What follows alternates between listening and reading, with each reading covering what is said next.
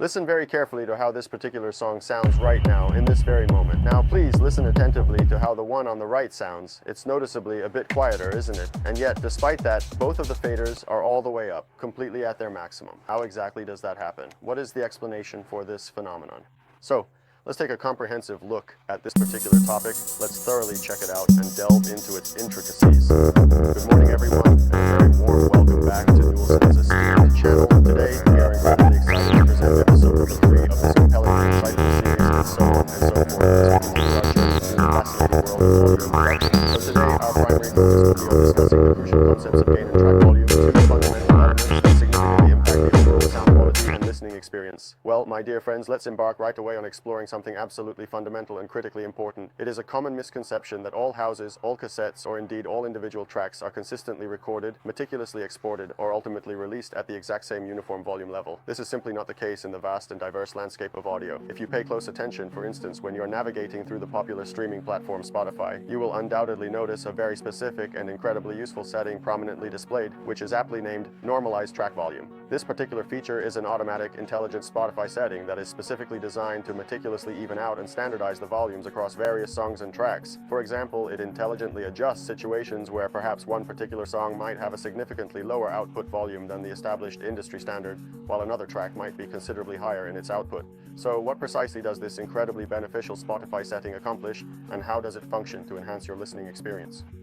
It literally evens out the volume levels of all the tracks you're listening to. This, however, doesn't happen automatically on the console. Instead, it's done both by ear and by carefully referring to these little LEDs you see on the channel as they light up or turn off. So today we'll understand what the VU meter LEDs are really for, plus these two little knobs up top called trim. Attention, a quick heads up. If you're playing with a controller, one of those consoles you connect to your PC, it's very likely that the gain setting is automatically managed by the software. So somewhere in your software settings, whether it's Traktor, your record box, or virtual DJ, you should have the option to disable this automatic function, something like auto gain or similar. That way, by listening through your headphones and referring to the LEDs on the console, you'll be able to match the tracks to the same volume level. This is important because on professional consoles, this is done manually. There's no auto gain feature, at least not on most mixers I've used, from the old ones to the newer ones. Gain is adjusted manually, using the LEDs to quickly estimate which track is higher or lower, and then by pre-listening, you balance the levels until you find the right match. Anyway, let's get practical and see how to do this on the console. As I showed you before, guys, we have two tracks, one on the left and one on the right. If you look closely, the gain knob on the left is set straight up at 12 o'clock, while the one on the right is turned down quite a bit, so it significantly reduces the input signal coming into the channel. Let me explain better. We can say that each of our channels has two volumes. The first is the one we all know, this one the fader, which helps us during mixing in the live section of our set. Thanks to this fader, we have sensitivity in how we act and so on, and we can literally control the track's volume. But before all that, in pre-listening, you need to match the track that's playing with the one you want to bring in. We do this in the headphones, manipulating the trim knob, which literally amplifies or attenuates the input volume level in the channel, even before you adjust it with the fader for mixing. Let me make this clearer by letting you listen to this. Let's start both tracks, and even though you see the right track is already in the mix, I'm still going to raise the volume so you can hear how the track actually starts to come through in the mix. Besides that, I'll show you how we'll also match the levels of channel 1's VU meter, which is currently off, and channel 2. Let's start the left track, and now, in time, I'll start the right track. Notice how the volumes are lower here, while over here we're almost hitting the red. Let's increase the gain here, since we're already at maximum. Now, we're overdoing it a bit. Ideally, we should stay around 3 or 6, with peaks at 6.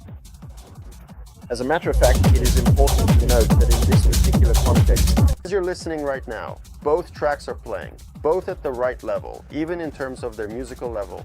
The fundamental and important rule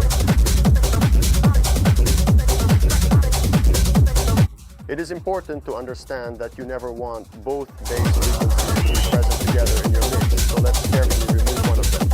Now, as I gradually lower the bass frequency of this particular track, you will clearly hear its presence slowly but surely begin to fade away.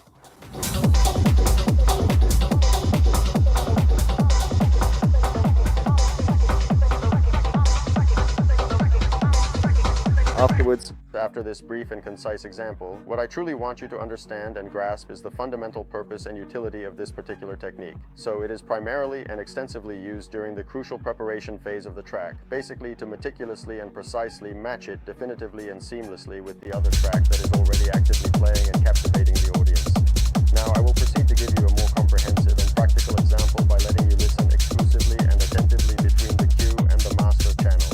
At this precise moment, I am carefully and meticulously adjusting the gain, so I am setting the gain to something around 3, with noticeable peaks at 6. Adjusting these crucial volumes is something you should diligently and thoroughly do even before launching the very first record of your entire DJ set. Then of course the specific requirements and optimal settings vary significantly depending on the particular venue and its unique acoustics. Sometimes they explicitly tell you to stay at 9 or to stay at 0 or to do whatever you personally feel is most appropriate for the environment. I then proceed to my other track, and to let you hear it as well, I perform this specific action. Right now I am working exclusively with my headphones, okay? I carefully lower the volume of the one that is currently playing and then gently put this new one on, just to clearly show you and demonstrate what I am doing in real time. The very first thing I do is immediately and precisely set a cue point. At this juncture I turn on both channels in my headphones, so I execute this operation, which for now I will simply do by raising the master volume so you can also distinctly hear what I am doing. I try my absolute best to start precisely on time, even though right now what we primarily need to do is meticulously match the volumes of the two tracks, not necessarily sync them perfectly. So let us focus intently and exclusively on that crucial aspect. It is abundantly clear and self-evident this is the case, leaving no room for doubt or ambiguity. The gain should be meticulously checked and thoroughly evaluated during a full and complete part of the song, not like now, although right now it would already be perfectly fine and quite acceptable because we have a truly nice, full-bodied and robust kick drum that we can effectively utilize as the absolute maximum peak of the entire track's volume overall. Now with the two distinct tracks together, we can clearly and precisely see it both from the illuminated volume meters and by carefully listening to the combined audio output. I'll start it again, right from the very beginning, to ensure everything is correct. Just to go to a slightly fuller part of the track. Now we have both tracks in, let's push it a bit and see how this operation affects the sound. Doing this in headphones with a big bass solo during mixing isn't the right thing, because we still need to match the levels of the tracks when they're full and complete with all the frequencies present.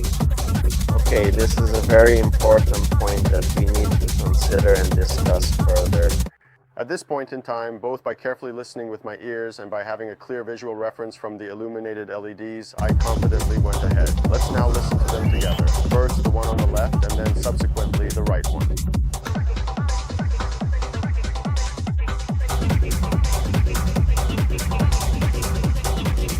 Say that these tracks are now perfectly matched, and so now we move on to the very next crucial step.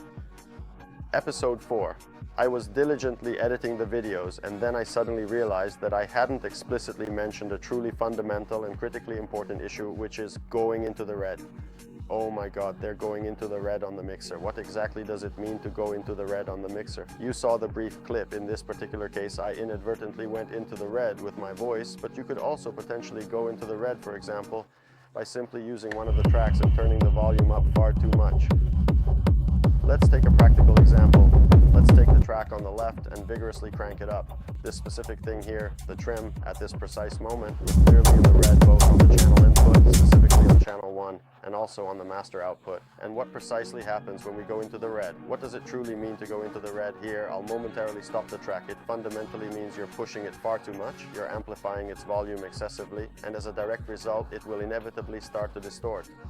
The mixer, in this particular Pioneer model, will automatically cut certain frequencies to allow, let's say, the venue's sound system not to get completely wrecked, not to literally fry itself. Every single mixer works differently when it comes to clipping, in terms of lowering the output volume when you go into the red. It's a crucial form of prevention that the mixer itself intelligently adapts to make absolutely sure you don't blow the venue's expensive sound system, and that's absolutely unequivocally right. That's precisely why you need to learn to properly match the levels and always stay well below the red. You should never ever see it. That's why I personally set myself at a steady 3 decibels with +6 decibels as the absolute peak, so we still have a comfortable +9 decibels as a significant margin, and then from +12 and +15 decibels we definitively go into clipping, meaning the audio signals are severely distorted because we're deeply in the red. Now I'll try to let you clearly hear the distinct difference between a correct optimal volume and a saturated, or rather an extremely high and problematic volume. So truly in the red. The audio interface will meticulously hold the input level, so you'll actually hear what precisely comes out of the speakers in the unfortunate case of clipping. Still the very same track with 2 distinctly different volumes.